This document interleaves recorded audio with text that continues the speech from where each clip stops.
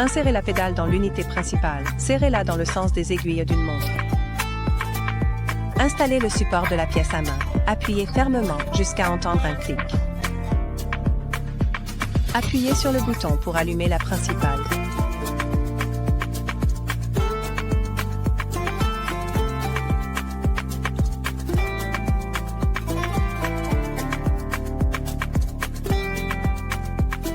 Insérez l'extrémité du piston de la cartouche anesthésique dans la pièce à main. Vissez le récipient sur la pièce à main. Vissez l'aiguille capuchon-aiguille.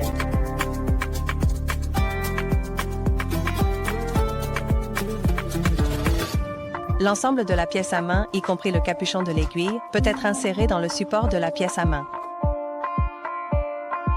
Tenez le récipient avant l'injection. Insérez l'ensemble de la pièce à main dans le support de capuchon d'aiguille. Retirez la pièce à main pour laisser le capuchon de l'aiguille dans le support. La course de la pédale est divisée en une section avant et une section arrière, correspondant aux deux vitesses en mode injection. Une calibration de la pédale est nécessaire lors de la première utilisation ou lors du remplacement par une nouvelle pédale.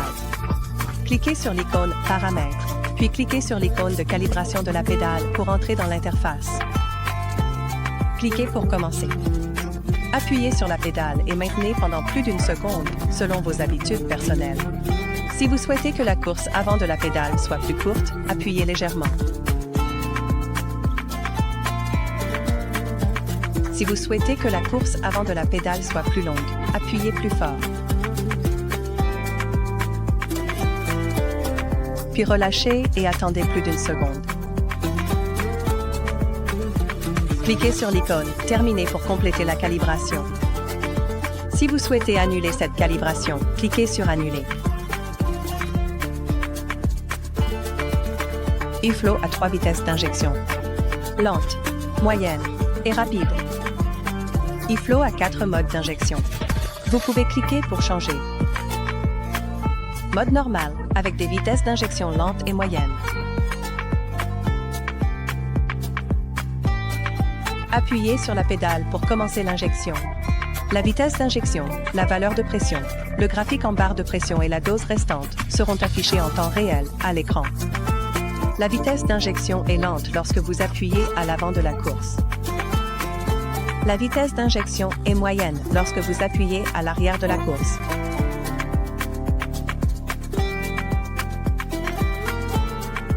Mode rapide, avec des vitesses d'injection moyennes et rapides. Appuyez sur la pédale pour commencer l'injection. La vitesse d'injection, la valeur de pression, le graphique en barre de pression et la dose restante seront affichés en temps réel à l'écran. La vitesse d'injection est moyenne lorsque vous appuyez à l'avant de la course. La vitesse d'injection est rapide lorsque vous appuyez à l'arrière de la course.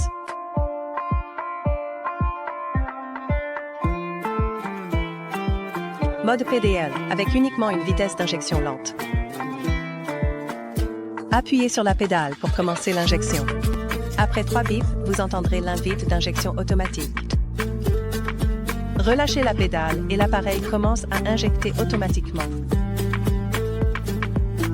Pour quitter la fonction d'injection automatique, appuyez sur la pédale et relâchez lorsque l'icône indique qu'elle a été actionnée. Si l'injection automatique n'est pas nécessaire, ne relâchez pas la pédale après avoir entendu l'invite d'injection automatique. La vitesse d'injection, la valeur de pression, le graphique en barre de pression et la dose restante seront affichés en temps réel pendant l'injection. Mode dosage avec vitesse lente et moyenne. Vous pouvez cliquer pour régler la dose. Appuyez sur la pédale pour commencer l'injection. La vitesse d'injection, la valeur de pression, le graphique en barre de pression et la dose restante seront affichés en temps réel à l'écran. La vitesse d'injection est lente lorsque l'on pédale vers l'avant de la course. La vitesse d'injection est moyenne lorsque l'on pédale vers l'arrière de la course.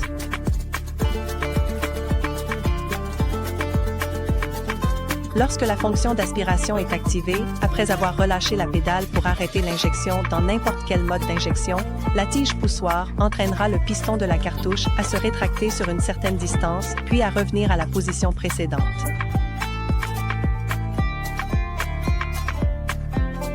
Cliquez sur l'icône pour entrer dans l'interface de réglage. Cliquez pour ajuster la luminosité de l'écran. Cliquez pour ajuster le volume. Activez le rappel intelligent. Le système a un son d'alerte. Lorsque le volume de la cartouche est inférieur à 20%, il indiquera que le volume de la cartouche anesthésique est bas. Reste bas. Lorsque la dose est épuisée, il indiquera « Veuillez changer la cartouche anesthésique ». Veuillez changer la cartouche anesthésique. En mode PDL, lorsque la première barre verte du graphique à barre de pression s'allume, il indiquera PDL. Atteindre. PDL. En mode PDL, lorsque le système est en surpression, il indiquera surpression. Activez le mode d'entraînement.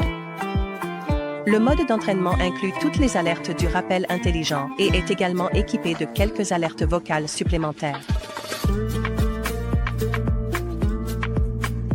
Dévissez le conteneur et la cartouche. Cliquez sur l'icône de réglage. Choisissez « Vérifier le joint torique ». Assurez-vous que le conteneur et la cartouche sont retirés. Cliquez sur « OK ». La tige de poussée sortira entièrement. Vérifiez soigneusement s'il y a des fissures, de l'usure, de l'huile lubrifiante sur le joint torique. Vous pouvez choisir de remplacer le joint torique selon la situation réelle. Après avoir terminé l'inspection, cliquez sur « OK ». Et la tige de poussée sera complètement rétractée.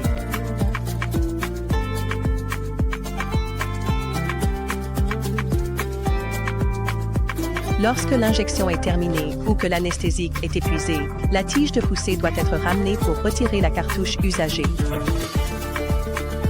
Sous la fonction d'injection automatique, lorsque l'anesthésique est épuisé, la tige de poussée s'arrêtera automatiquement. Appuyez sur la pédale et relâchez. Lorsque l'icône indique qu'elle a été actionnée, la tige de poussée retournera automatiquement au bas. Dans les modes d'injection normaux, lorsque l'anesthésique est épuisé, la tige de poussée s'arrêtera automatiquement.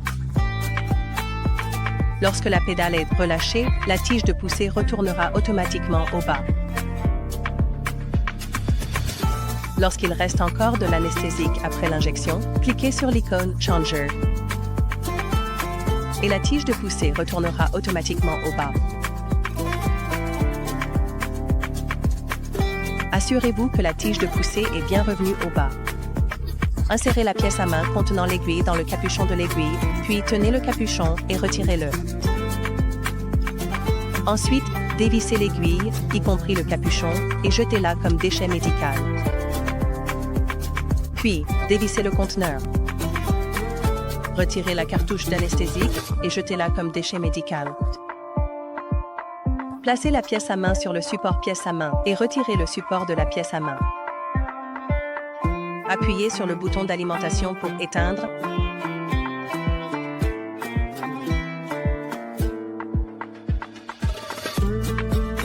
Installez la tête de l'adaptateur secteur.